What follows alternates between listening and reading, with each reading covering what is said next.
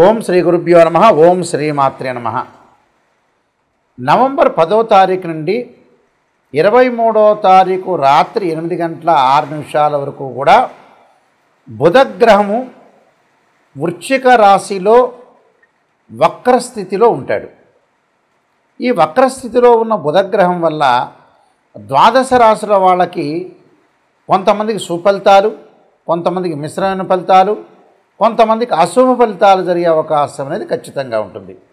సాధారణంగా ఇవన్నీ కూడా గోచారీత్యా చెప్పబడే ఫలితాలు, జన్మ జాతకాన్ని అనగా బర్త్ చార్ట్ని అనుసరించే ఫలితాలు అనేవి కావు. వాళ్ళ రాశి దగ్గర నుంచి ఎవరైతే రాశి ఫలితాలు చూస్తుంటారో వాళ్ళ రాశి దగ్గర నుంచి ద్వితీయ, చతుర్థ, షష్టమ లాభస్థానంలో బుధుడు ఉంటే సుఫలితాన్ని ఇస్తాడు. అంటే వాళ్ళ రాశి దగ్గర నుంచి మనం చూడాలి గోచారీత్యా 2వ స్థానము, 4వ స్థానము, 6వ స్థానం, 11వ స్థానంలో బుధుడు ఉంటే మనకు మంచి సుఫలితాలు ఇచ్చే అవకాశం అనేది ఖచ్చితంగా ఉంటుంది. ప్రధానంగా ఇది సౌమ్యగ్రహం అంటారు.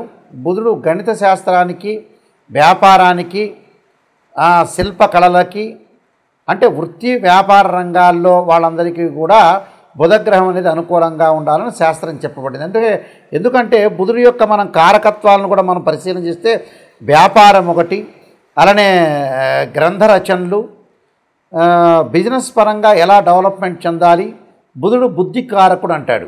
అందువల్లే బుధారిష్టేతు సంప్రాప్తే బుధ పూజాంచకారయేత్ బుధ ధ్యానం ప్రవక్ష్యామి బుద్ధి పీడోపశాంతే అంటారు.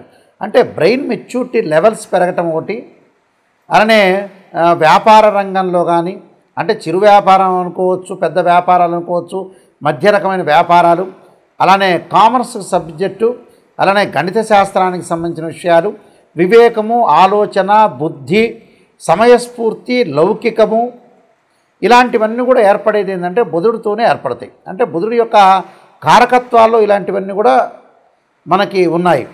అందువల్ల బుధుడు ఎలా ఉండబోతున్నాడు ద్వాదశ రాశుల యొక్క ఫలితాల్లో బుధుడు ఏదైతే నవంబర్ 10వ తారీఖు నుంచి 23వ తారీఖు వరకు రమారమి 13 రోజుల పాటు బుధగ్రహం అనేది ఏ విధంగా ఉందో మనం తెలుసుకోవాలి.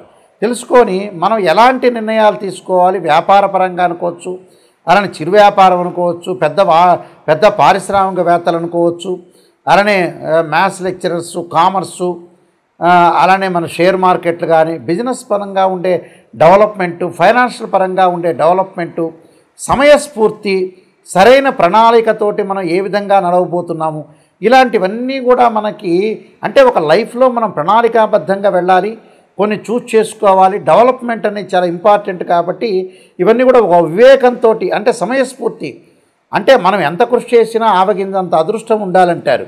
అంటే ఆ సమయంలో చేసుకున్న నిర్ణయాలు కానీ, ఆ సమయంలో తీసుకుపోయే నిర్ణయాలు కానీ విశేషంగా మనకు లాభించే అవకాశాలు ఉండాలి, లాభం కలగాలి. అంటే లాభం కలగటం ఒకటి, ఏదైతే నేను ఇందా చెప్పినట్టుగా మెచ్యూరిటీ వాల్యూస్ కూడా బాగా పెరగాలి. చాలామంది కూడా మెచ్యూరిటీ వాల్యూస్ పెరగవు. ఆ పెరగకపోవటానికి కారణం ఏంటంటే బుధుడు. అంటే ఏదైతే మనకు బ్రెయిన్లో మనకు ఆలోచనలు ఉంటాయో ఆలోచనలు ఖచ్చితంగా పర్ఫెక్ట్గా సమయానుకూలంగా స్పందించడానికి బుధుడు కారణమవుతాడు టోటల్గా. అందువల్ల బుధుడు ఏదైతే వ్యాపారంగా కానీ, డబ్బులు కానీ, ఫైనాన్షియల్ పరంగా కానీ, ఇలాంటి వాటిల్లో అన్నింటిలో కూడా బుధుడు కారణభూతుడు అవుతాడు. కాబట్టి బుధగ్రహం అనేది ద్వాదశ రాశుల వాళ్ళందరికీ కూడా ఏ విధంగా ఉందో మనం ఒక్కసారి తెలుసుకుందాం. మీనరాశి వాళ్ళకి చతుర్థాధిపతి, అలానే సప్తమాధిపతి అయిన బుధుడు మరి ప్రధానంగా భాగ్యస్థానంలో వక్రస్థితిలో పొందటం వల్ల ఎలాంటి ఫలితాలు ఉండబోతున్నాయో మనం శ్లోకరూపకంగా చూసుకునేటట్టయితే దేహజాఢ్యం, మనస్తాపో వ్యాకులం అన్నారు. వ్యాకులం అలానే అల్ప భోజనం అన్నారు. అంటే శరీరమునందు రోగాలు, మనస్తాపము, అంటే బుద్ధి సరిగా లేకపోవటం, అల్ప భోజనంతో పాటు అనూర్థం అన్నారు. అనూర్థం భయామిత్యాహం, అంటే ఏదైతే భయం కలగటం ఒకటి, అలానే కొన్ని నష్టాలు కలగటం ఒకటి, అలానే అసత్య ప్రవర్తన, అంటే అసత్య ప్రవర్తన చేయటము, భయం కలగటం జరిగే అవకాశాలు ఎక్కువగా ఉంటాయి. అంటే ఏదైనా సరే దేహజాఢ్యం అంటే ఏమిటంటే శరీరానికి రోహం కలగటం, అలానే మనస్తాపం అన్నారు, అంటే మనస్తాపం కలగటము, వ్యాకులము అన్నారు, అంటే ఏదో మనసులో చికాకులు కలగటం, అల్ప భోజనం అన్నారు, అల్ప భోజనం, అనృతం అన్నారు, అనృతం అంటే ఏంటంటే అసత్య ప్రవర్తన, భయమిత్యాహం అంటే భయం కలిగే అవకాశాలు ఎక్కువగా ఉంటాయని శాస్త్రంలో చెప్పబడింది. ఎందుకంటే ఇలాంటివన్నీ కూడా చాలా జాగ్రత్తగా శరీరంలో ఆరోగ్యం విషయంలో కొంత శ్రద్ధ పెట్టాలి.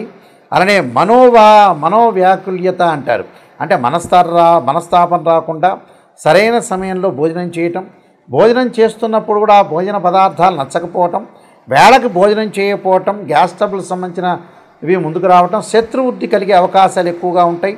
అంటే గుండె జబ్బుల వాళ్ళు కానీ అలానే కొద్దిగా జాగ్రత్తగా ఉండాలి. బీపీ కానీ దీర్ఘకాలిక వ్యాధులు కానీ ఎక్కువగా ఆవేశపడకుండా కోపాన్ని తగ్గించుకొని ముందుకు వెళ్ళాలి. వ్యాపార రంగంలో కూడా చిన్నవాళ్లతో గొడవలు పడకుండా వృత్తి వ్యాపార రంగాల్లో కొంతగా సహనంగా ప్రవర్తించి బంధుమిత్రులతోటి కూడా కొంత సహనంగా ప్రవర్తించి ముందుకెళ్తే మనకు మంచి జరిగే అవకాశాలు ఖచ్చితంగా ఉంటాయి. నేను కొన్ని పరిహారాలు చెప్పబోతున్నా, ఆ పరిహారాలు పాటించండి, మీకు మంచి సుఫలితాలు జరిగే అవకాశం ఖచ్చితంగా ఉంటుంది. ముఖ్యంగా ప్రధానంగా ఈ రాశి వాళ్ళందరూ కూడా బుధగ్రహం యొక్క మనకి అనుకూలత అనేది చాలా ముఖ్యం. అంటే బుధుడు బాగుంటే మనం అన్ని రంగాల్లో అభివృద్ధి చెందే అవకాశాలు ఎక్కువగా ఉంటాయి. అన్ని రంగాల్లో అభివృద్ధి చెందాలంటే బుధగ్రహానికి కొన్ని మరింత ఎక్కువ ఫలితాలు రావాలన్నా, బుధుడు బాగుండాలన్నా కూడా కొన్ని ప్రత్యేకంగా రెమెడీస్ అనేవి మనకు వేదంలో చెప్పబడ్డాయి. ఆ వేదంలో చెప్పబడే రెమెడీస్లో ముఖ్యంగా మనకి వ్యాపార రంగంలో ఆర్థిక పరంగా కొన్ని సమస్యలు వస్తున్నాయంటే ఖచ్చితంగా బుధుడికి అధిదేవత, ప్రత్యదేవత, అధిష్టాన దేవత, అంతరిక్ష దేవతలు ఉంటాయి. ప్రతి గ్రహానికి అధిదేవత ఉంటుంది, ప్రత్యదేవత ఉంటుంది, అధిష్టాన దేవతలు ఉంటాయి, అంతరిక్ష దేవతలు కూడా ఉంటాయి. అయితే బుధుడికి మనం ప్రత్యేకంగా రెమెడీస్లో ముఖ్యంగా వ్యాపార పరంగా కానీ ధనపరంగా కానీ అభివృద్ధి చెందాలి అంటే ఖచ్చితంగా విష్ణు సహస్రనామం పాలన చేయాలి. ఓం నమో నారాయణాయ నమః అనే అష్టాక్షరి మంత్రాన్ని కూడా చదువుకోవాలి. అంటే విష్ణుమూర్తి యొక్క ఆరాధన చేయటం చాలా మంచిది.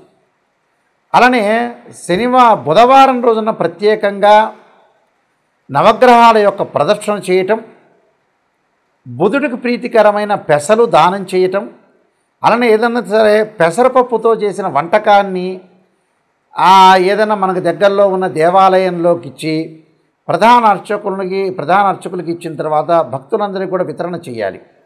అంటే ఏదైనా సరే ఒక పెసరపప్పుతో చేసిన వంటకం, అలాంటి వంటకాన్ని మనం చూసుకొని చక్కగా భక్తులందరికీ కూడా దేవుడి యొక్క నైవేద్యం పెట్టి అందరికి కూడా వితరణ చేయటం ఒకటి. బుధవారం రోజున ముఖ్యంగా పెసలు దానం చేయాలి. పెసలు, ఆకుపచ్చని వస్త్రము, ఆకుపచ్చని పూలు, అంటే గ్రీన్ కలర్లో ఏదైతే ఉంటుందో అవి దానం చేయటం చాలా మంచిది. చేయటం వల్ల బుధుడి యొక్క దోషం పోయే అవకాశం అనేది ఖచ్చితంగా ఉంటుంది. అలానే మనకి బుధుడికి సంబంధించిన కొన్ని నక్షత్రాలు ఉంటాయి. ఆ నక్షత్రాల్లో కూడా మనం దానం చేయొచ్చు. ఆ నక్షత్రాలు ఏమిటి అని అంటే ప్రధానంగా జ్యేష్ఠ నక్షత్రము, రేవతి నక్షత్రము, అలానే ఆశ్లేష నక్షత్రం. అంటే ఆశ్లేష, జ్యేష్ఠ, రేవతి నక్షత్రాల్లో కూడా చక్కగా మీరు నవగ్రహాల యొక్క ప్రదర్శన చేయొచ్చు, దానం చేయొచ్చు, పెసలు కూడా నైవేద్యం పెట్టి భక్తులందరూ కూడా వితరణ చేయొచ్చు. అంటే భక్తులందరూ కూడా పంచాలని అర్థం. బుధుడికి ప్రత్యేకంగా నేను చెప్పిన నక్షత్రాల్లో కానీ బుధవారంలో కానీ, ఇంకా బుధవారం ఆశ్లేష కానీ, బుధవారం రేవతి కానీ, బుధవారం జ్యేష్ఠ నక్షత్రం కానీ కలిసి వస్తే ఆ రోజున బుధుడికి అభిషేకం చేయటం చాలా మంచిది. ఎలా చేయాలి బుధుడి కంటే బుధుడి యొక్క మూలమంత్రాలు ఉంటాయి. ఆ మూలమంత్రాలు అధిదేవత, ప్రత్యదేవత, బుధుడి యొక్క గాయత్రి మంత్రాలతో అభిషేకమే కాకుండా బుధుడికి పురుషోక్తంతో కూడా అభిషేకం చేయొచ్చు. అంటే పాలు, పెరుగు, తేనె, నెయ్యి, చక్కెర అంటే పంచదార, పండ్ల రసం, చెరుకు రసంతో చేస్తే అభిషేకం చేస్తే బుధుడి వల్ల మనకి మంచి మేలు జరిగే అవకాశం ఉంటుంది. వ్యాపార అభివృద్ధి కలిగే అవకాశాలు ఎక్కువ ఉంటుంది. ధనం కలిసి వచ్చే అవకాశం కూడా ఖచ్చితంగా ఉంటుంది. అదే రోజున బుధవారం ఆశ్లేష, జ్యేష్ఠ, రేవతి నక్షత్రం రోజున మీరు ఇంటి దగ్గర ఒక మంత్రాన్ని చదువుకోవటం చాలా మంచిది. ఆ మంత్రం ఏమిటి అని అంటే, ఓం నమో నారాయణాయ నమః అనే మంత్రంతో పాటు ఓం యక్షాయ కుబేరాయ వైశ్రవణాయ ధనధాన్యాధిపతే ధనం ధాన్యం సమృద్ధిమే దేహిమే దాపై స్వాహ అనే మంత్రాన్ని కూడా, కుబేర మంత్రాన్ని చదవటం వల్ల కూడా మీకు మంచి జరిగే అవకాశం అనేది ఖచ్చితంగా ఉంటుంది.